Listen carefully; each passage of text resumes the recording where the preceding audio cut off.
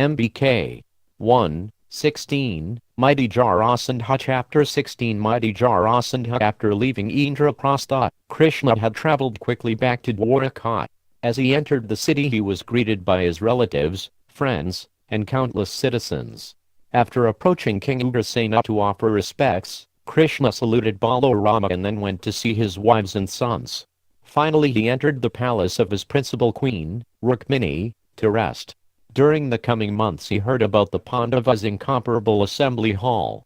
He also heard that Subhadra's first son had been born, and that they had named him Abhimanyu. Krishna was joyful to hear that the Pandavas were flourishing and he began to desire to see them again. Each day Krishna went to the Sudarma assembly hall to meet with the citizens. Vishvakarma, the architect of the gods, had constructed this hall, and it had the special quality of freeing those who entered it from the 6 kinds of material sufferings: hunger, thirst, lamentation, illusion, old age and death. When Krishna entered the hall, he would bow before King Ugrasena, then take his seat on a bejeweled golden throne. Although not Dwaraka's king, Krishna was nevertheless respected as the most important person present. The city's inhabitants understood his divine status. They regarded him as their natural leader, especially after he had personally deposed the previous king, Kamsa, Ugrasena's cruel son, and freed them from his reign of terror. Once everyone was settled in the hall, jesters, dancers and musicians were called out to entertain the Yadavas.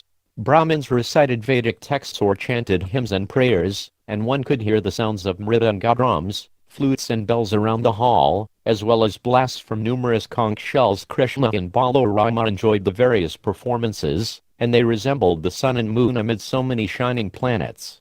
One day, soon after Krishna had received news of the opening of the Mahasabha, a stranger arrived at the Sudarma hall. Krishna gave him permission to enter and he stepped forward with folded palms. The man introduced himself as a king from a distant territory, one that Jarasandha had conquered.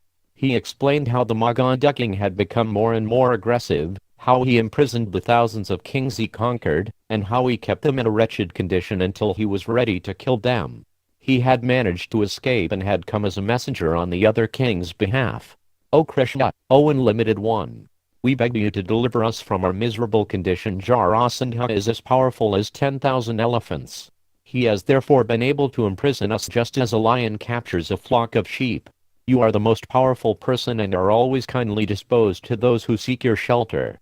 Therefore, please act for our good fortune. It was well known that Krishna had fought and defeated Jarasandha many times, but the evil monarch had somehow escaped with his life. Jarasandha hated Krishna for his killing of Kamsa, who was both Jarasandha's friend and his son-in-law. In an attempt to avenge Kamsa, Jarasandha had marched against the Yadus again and again at the front of a vast army, but each time his army had been destroyed and he had returned in shame to his kingdom to rebuild his forces. Still burning with hatred for Krishna, Krishna looked compassionately at the messenger. As he was about to reply, Narada Rishi suddenly entered the hall. The sage came before Krishna, who immediately rose with his ministers to offer his heartfelt obeisances. Krishna offered the sage a seat and personally worshipped him with arghya. He then said, O sage among the gods, it is fortunate indeed that we see you here today. You are able to travel freely throughout the worlds and therefore you know everything. Please tell us how the Pandavas are faring at present and what are Yudhishthira's plans. Krishna's question was significant. By his mystic power he understood that Yudhishthira was desiring to perform the Rajasuya sacrifice, which would entail his having to conquer Jarasandha. Narada replied, My dear lord, I know that nothing is beyond your knowledge, yet still you act like an ordinary man and question me. I can therefore tell you that Yudhishthira is as well established in his kingdom as Indra is in Amaravati.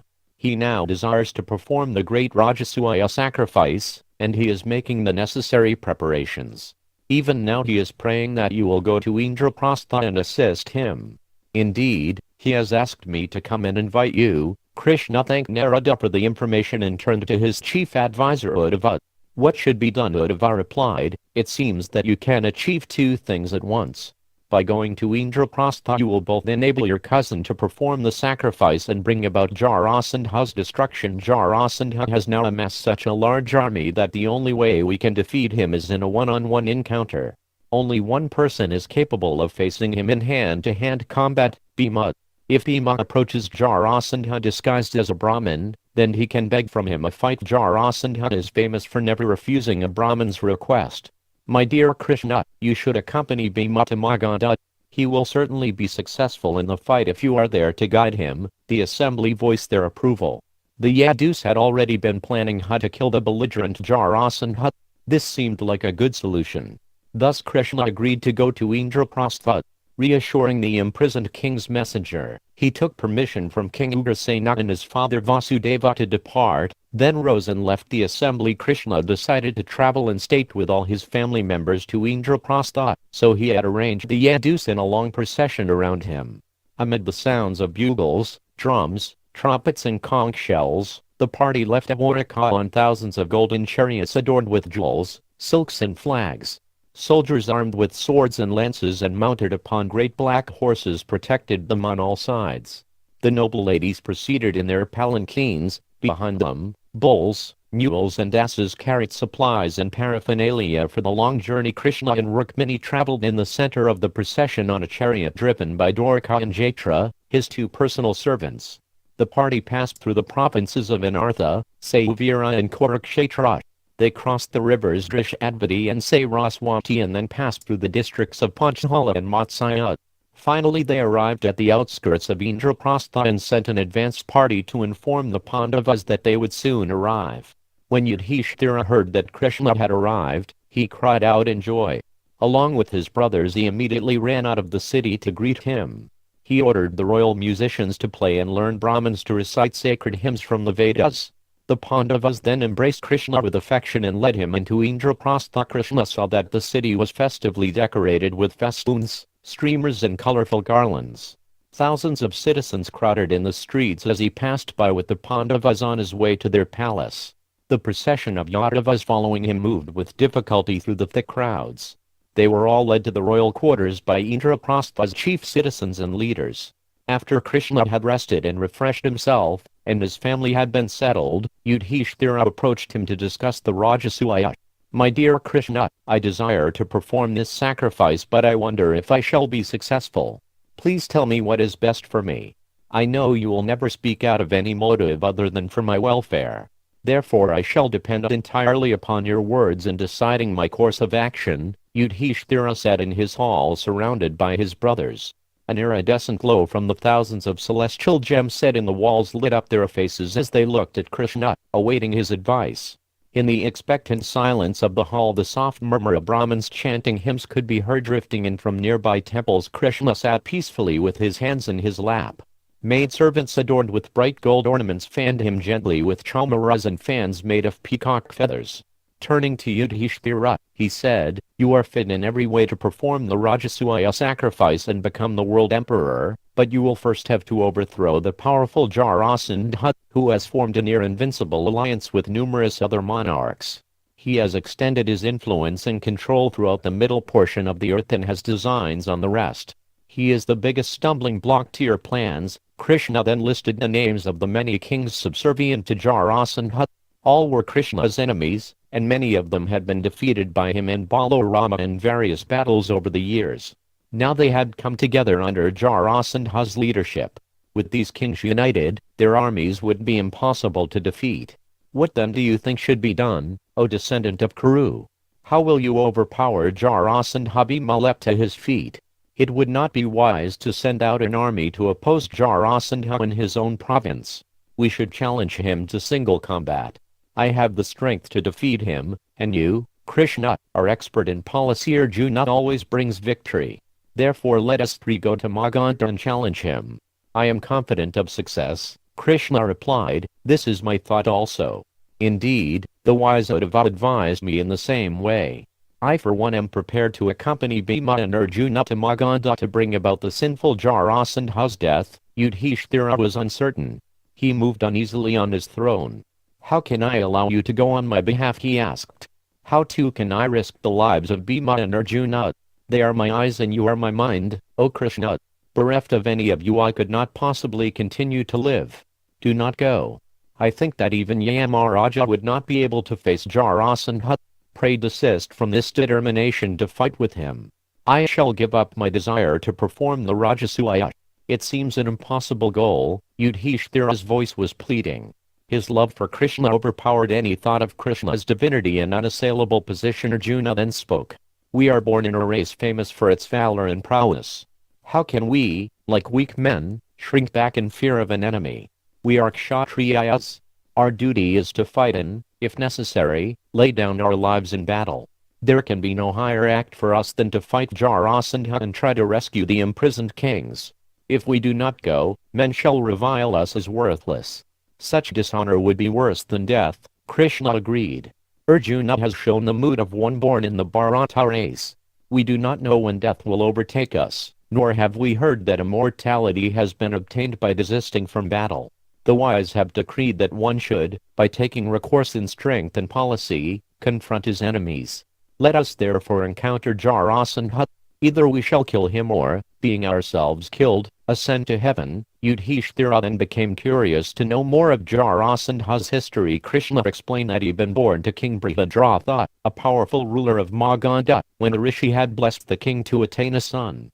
The rishi had given Brihadratha a charmed mango to give to his senior queen, but the king divided it into two so that both his queens might conceive. Both wives then gave birth to only half a child. The sorrowing queens threw the two halves into the forest, where a Rakshasa woman named Jara had picked them up. She put them together and the child suddenly came to life with a roar. Jara returned the baby to the king, who named him Jarasandha, or one who was joined by Jara. Krishna added, the time has now come to destroy this Jarasandha. Without a doubt Bhima will defeat him in single combat. Jarasandha will not refuse to fight. Therefore, O king, grant us your permission to depart. Yudhishthira assented to Krishna's desire. Seeing your mind set upon this purpose, O Keshava, I consider Jarasandha already killed and all the imprisoned kings released. You will certainly lead Bhima and Arjuna to victory over that evil monarch. O Krishna, what cannot be accomplished by one who has you as his guide? The three heroes decided to set off immediately. They dressed themselves as Snatakus, students just finishing their education and seeking charity. Leaving Indraprastha, they resembled the sun, the moon and the fire god joined together. Their wrath toward Jarasandha inflamed, their bodies appeared to blaze. When the people saw the three of them resolutely heading out, they considered Jarasandha already killed. They traveled east for many days. At last they came to the Gortha hill, from where they could see Jarasandha's capital, Girivraja. Sitting amid forest land, the city was beautiful with its lakes and grazing cattle.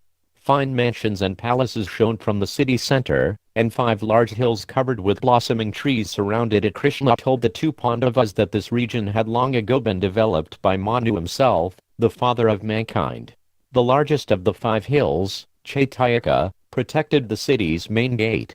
The 3 heroes ascended this hill and began to tear down its peak with their bare hands. They hurled boulders and created a landslide. At the foot of the hill was a massive drum made from the skin of a Rakshasa that Jarasandha had slain. Having been struck once, the drum would vibrate for a full month, and Jarasandha had continually sounded to warn anyone who even thought of attacking the city. Arjuna and Krishna smashed the drum to pieces. Climbing down the hill, they clambered over the wall surrounding the city to gain entrance. The guards stood back in surprise as the 3 apparent Brahmins made their unusual entrance. Bhima led them along the streets toward the king's palace. They saw numerous, attractive, well-stocked shops. As they walked past the flower vendors, they snatched garlands and put them on. They strode into Jarasandha's palace and made their way to the central courtyard, where the king was performing a sacrifice. Girivraja's learned Brahmins had been witnessing fearful omens portending calamity. Thus they had advised the king to fast and to perform sacrifice to ward off evil.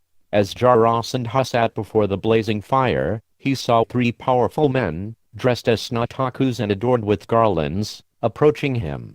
Accepting them as Brahmins, he immediately rose to greet them, saying, "You are welcome." Krishna told the king that his 2 friends were observing a vow and would not speak until midnight. At that time, they would tell him the purpose of their visit. Krishna knew that the king had himself made a vow that he would give to any Brahmin whatever he asked, even if he came at midnight. Jarasandha had them quartered in his palace and said he would visit them at midnight. That night, Jarasandha entered their room and worshipped his 3 guests with proper ceremonies, offering them gifts of milk-bearing cows. but his guests refused his worship and gifts. Krishna said, "O king, we have come seeking a special kind of charity from you, who are famous for giving the Brahmins whatever they want. For a great man there is no charity that cannot be given. Even the body may be sacrificed for a proper cause. Therefore, please grant us a request." Jarasandha looked at them closely. With their colorful robes and bright garlands they did not look like any Brahmins he had ever seen. But as they had come to him in that guise and were asking charity he could not refuse. He said, "I will give you whatever you may ask. However, you three do not appear to be Brahmins, dressed as you are and decorated with flowers. Your long arms, smeared with fragrant sandal paste, resemble tree trunks. Your hands carry scars from a bowstring. You tore down the peak of the Chaitayaka hill and entered the city as enemies do, avoiding the gate. You have also refused my worship. Such behavior befits an enemy. I think you are Kshatriyas. Tell me honestly, for truth is the ornament even of kings." Krishna returned the king's icy stare with a smile. "Your observations are accurate. We are not Brahmins. This Natakuva may be followed by Kshatriyas as well as Brahmins. And you have surmised correctly that we are enemies. Thus we have entered your city violently and declined your worship. We have come to beg from you a duel." Jarasandha was surprised. "I do not recall ever having done you any harm. Indeed, I am innocent of any crime.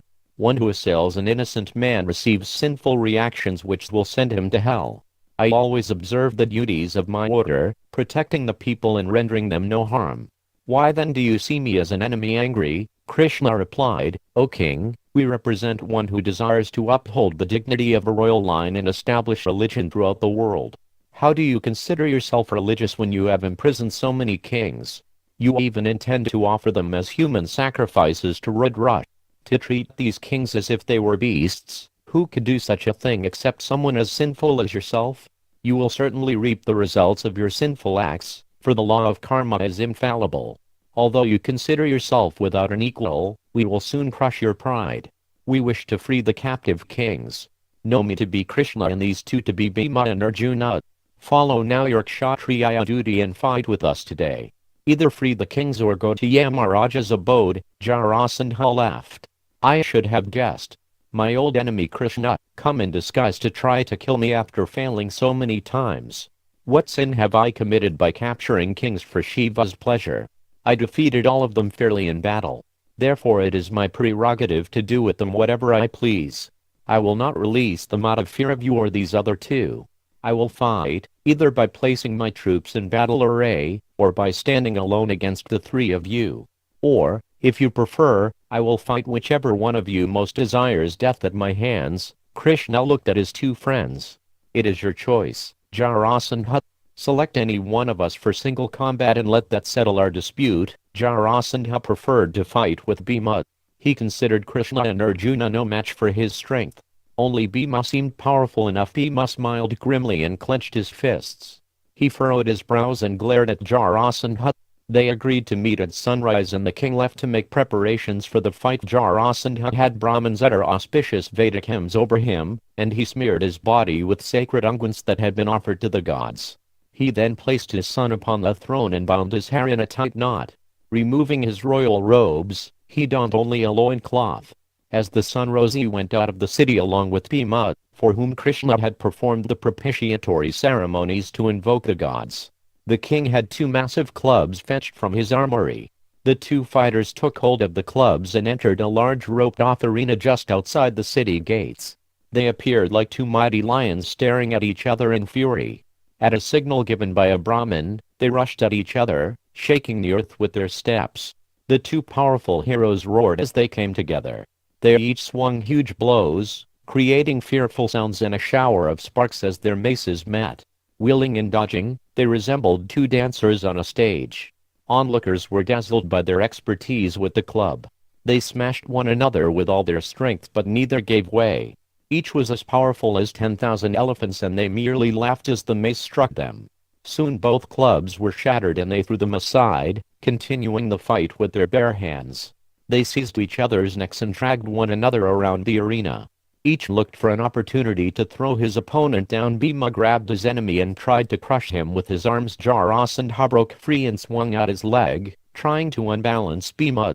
Sometimes they raised their arms, sometimes dropped them, and sometimes held them close. Lifting their fists, they aimed blows at particular parts of their opponent's body, and then suddenly brought them down somewhere else. The arena resounded with their shouts and the sounds of their slaps and punches. Both were expert wrestlers, and again they exhibited many wonderful movements. They clasped each other's arms and waists and pressed with great force. Roaring like clouds, they fought relentlessly like a pair of maddened elephants. By now a large crowd had formed around the arena. Citizens of every class came to see the fight, and they gasped in astonishment as the two men grappled. The sound coming from the arena resembled claps of thunder or a falling cliff. The earth shook violently as they rolled about, locked together. Neither showed any sign of fatigue as the fight continued throughout the day and up until sunset. As darkness fell, the fight was stopped until the next morning. Jarasandha invited Bhima and his two friends back to his palace and entertained them as honored guests. Even though they were enemies, Jarasandha felt duty-bound to respect them. The next morning the fight resumed. Again it continued for the entire day without either fighter gaining an advantage. And as evening fell they again returned to the king's palace. The fight went on for 28 days. Bhima began to feel it would never end. There seemed to be no way to overpower Jarasandha. The king too felt respect for his opponent. Jarasandha had never before been equaled in single combat, but it appeared that the Pandava was invincible. On the 28th day, Krishna considered how Bhima might end the fight. Since Jarasandha had been joined at birth by the Rakshasi, Krishna knew that he would be weak. Along that joined Bhima should tear him in two. When Bhima was able to see him, Krishna picked up a twig and split it right down the middle. Bhima took the hint. Finding an opportunity, he threw Jarasandha to the ground and stood on one of his legs. He then took hold of the other leg and pushed it forward. With a tremendous roar, he tore Jarasandha in two from the anus to the head. The king died with a scream that echoed throughout his entire city. The citizens were shocked by the cry and they rushed to see what had happened. They found Bhima standing over the two halves of the slain monarch. As all the citizens cried out, Alice, Krishna and Arjuna came forward to embrace Bhima. The three of them then went back to the city and ordered Jarasandha's son, Jayatsena, to release the imprisoned kings from the mountain fortress where they were held. The kings came down to the city and offered their respects and worship to Krishna. As Krishna and the two Pandavas sat within Jarasandha's palace, all of the many thousands of captive kings bowed before them.